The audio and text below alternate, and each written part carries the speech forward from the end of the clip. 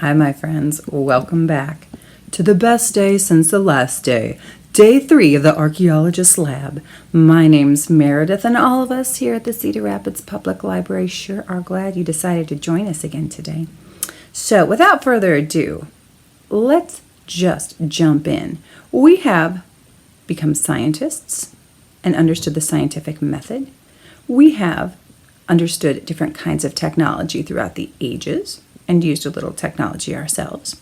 And today we're going to be engineers. Now, something that I think is particularly fascinating about being an engineer is that it's a problem solver.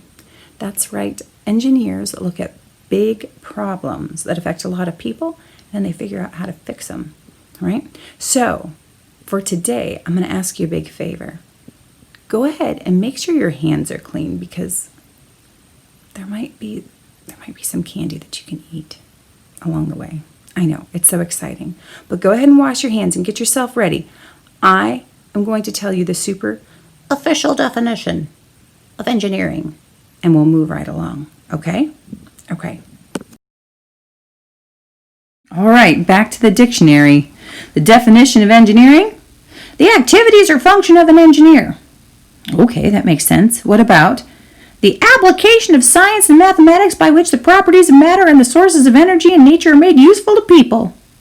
Well, that makes sense. Using math and science to use things around us to make things that are useful.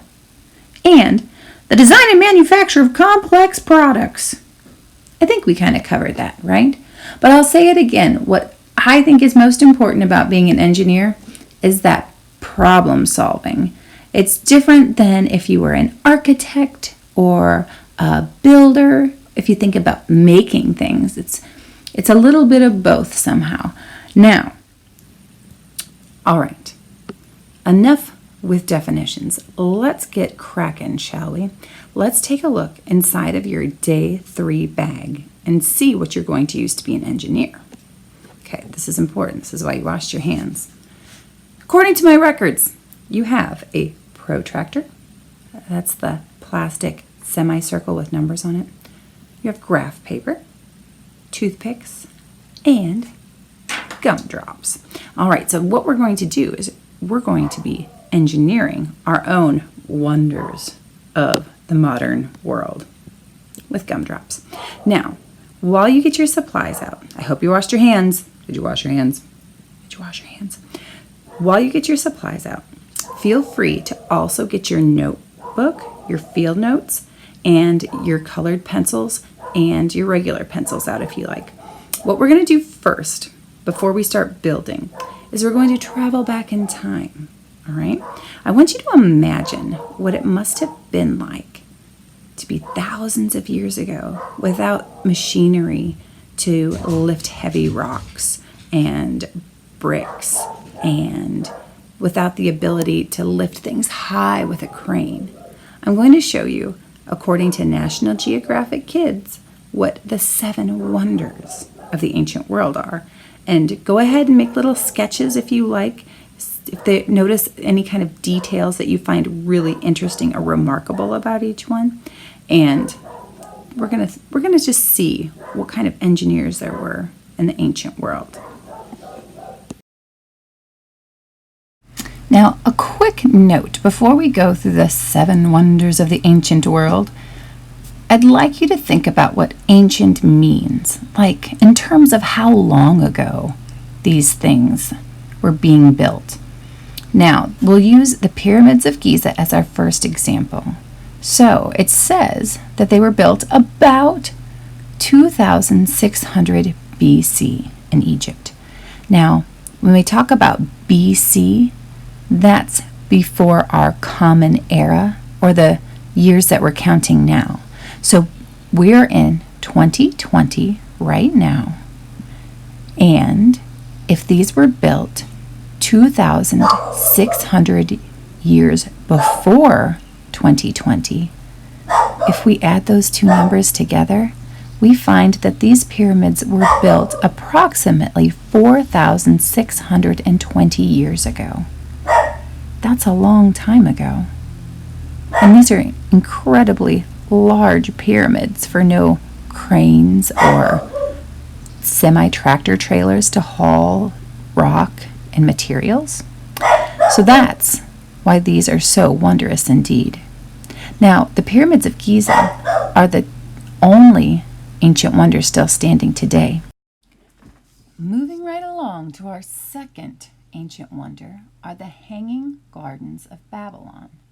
Now, no one's quite sure when they might have been built, but they were built in Iraq, and legend has it that this garden paradise was planted on an artificial mountain and constructed to please the wife of King Nebuchadnezzar II. But many experts say it never really existed. Well, how do you know? And where do these stories and legends come from? And how would you possibly build an artificial mountain? I don't know. I don't know myself. But it does look like a little slice of paradise. That's for sure.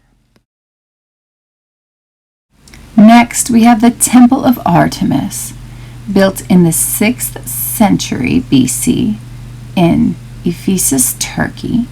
So 6 centuries would be 600 years before our Common Era. So 2,620 years ago.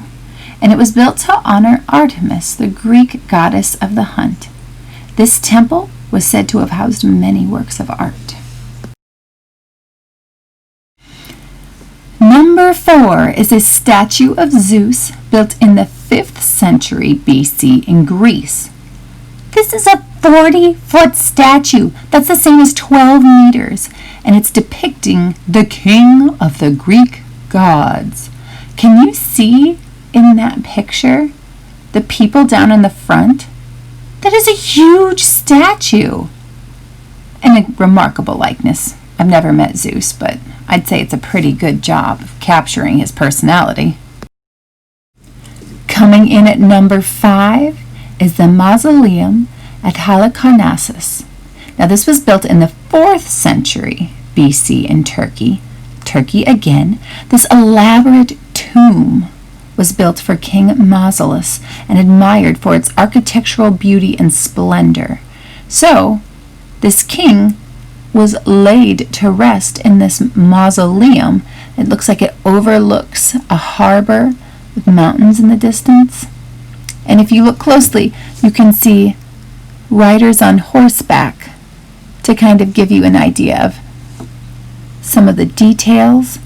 A chariot on the top, and at the bottom, at the base of the mausoleum, you can see there are people to give you an idea of just how big it might have been. Now, number 6, I think, is just bonker balls. This is amazing. It's the Colossus of Rhodes. Now, this was built in the 4th century BC on the island of Rhodes in the Mediterranean Sea. And if you look closely, you can see that this 110-foot statue honored the Greek sun god Helios. But can you see that he is straddling a waterway? So it's as if he's built standing on these 2 giant walls and ships pass underneath. That's cocoa bananas. How did they do that? I have no idea. It's absolutely remarkable. Now, last but not least is the Lighthouse of Alexandria. It was built in the 3rd century BC in Egypt, towering over the Mediterranean coast for more than 1,500 years. The world's first lighthouse used mirrors to reflect sunlight for miles out to sea. I just cannot even imagine. 1,500 years is a really long time for anything to be standing, especially so tall and at the edge of an ocean. Was that not amazing? Can you believe that thousands and thousands of years ago, people were engineering these wonders of the world? I think it's remarkable. I also think it's remarkable that, do you remember that only the pyramids are still standing?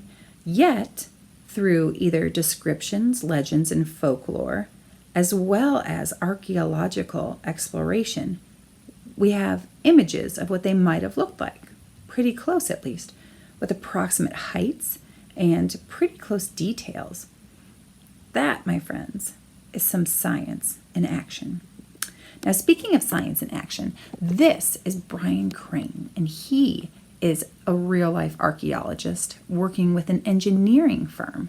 So he's got this really great job where he protects archaeological sites that this engineering company can usually unintentionally or accidentally unearth. So if they go out to dig at a site and want to build a skyscraper and they come across an old ship, a merchant ship that has been buried beneath a pile of rubble that was underneath a building that was already standing, they would call him in to come and help and protect the site and to excavate all the artifacts and move them as necessary so that they could be studied. Now, it's a really interesting kind of combination between engineering and archaeology. And if you want to know more about what he does and hear it in his own words, you can click on the link in the description section of this video on our YouTube page, okay? But I think we should move on to you doing some engineering, okay? So get your toothpicks and get your gumdrops ready, all right? Do you have them all ready? Do you have the bag open yet? Don't use your teeth. Don't use your teeth, okay? Now, you can really make anything you want, but I put an example here of how to make a geodesic dome. Fancy, right? Geodesic dome. And one of the reasons why I thought that was an important thing to make first is because this is an incredible structure that has triangles as a part of it to help give it its strength. So if you want to follow along with the pictures, you can, but let's try to build a geodesic dome first. And then after that, you can spend the whole day building and unbuilding and trying different things. You can build things so that they look like an ancient wonder, or you can build your own wonder, right? So if you want to start out, you'll need 5 gumdrops, right? And you'll want to put them in a, what is that? A pentagon, right? And connect them with one toothpick in between each. Okay. And then I'm just going to go through the pictures here. You take your time, but then you add 2 toothpicks to your gumdrops and gumdrops on top of the toothpicks and toothpicks across the gumdrops, and then make another point at the top. And you can go through these as slowly as you need to, but once you've made a geodesic dome and understand how much stronger that is than maybe just a triangle of 3 toothpicks and 3 gumdrops, I think you're really going to be able to build some wonders yourself. Now, that's all I have for today, but don't worry, there's another day left, and that day is math day. You've been using math this whole time. It's true. I think that it's really interesting if you take your protractor, right, and after you build, measure some of the angles that your toothpicks are making, right? You can see on your protractor how to measure an angle from 90 degrees straight up and down to 45 degrees all the way down. Or from here, you can go 45, 90, 180, right? And then take your graph paper and you can see the grids.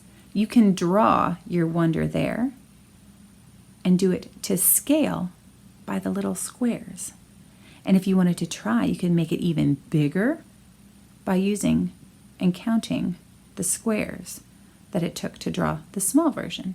You can plan something entirely different as well. Use your graph paper to kind of experiment and explore and sketch out some interesting ideas for some buildings. They could be statues, they could be places to hold art, anything that's important to you. So that's your job for today, archaeologists. Keep engineering, and we'll see you back next time for some math. Thanks for watching.